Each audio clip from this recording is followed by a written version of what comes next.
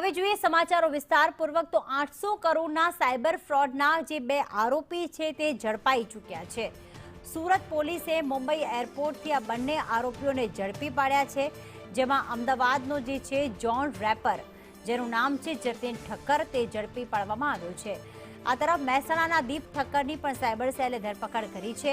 આ બંને આરોપીઓ પાસેથી કુલ 149 બેંક ખાતાઓ મળી આવ્યા છે। તેઓ ગેમિંગ ફંડ મેળવીને ઓનલાઈન ટ્રાન્સફર કરતા હતા। 50 જેટલા મર્ચન્ટ પાસેથી ગેમિંગ ફંડ મેળવતા હતા। અગાઉ આ કેસમાં 5 આરોપીઓ જે છે તે ઝડપાઈ ચૂક્યા છે અને વધુ 2 આરોપીઓની ધરપકડ કરવામાં આવી છે। આરોપીઓના 6 દિવસના રિમાન્ડ મેળવી હવે પૂછપરછ પણ શરૂ કરવામાં આવી।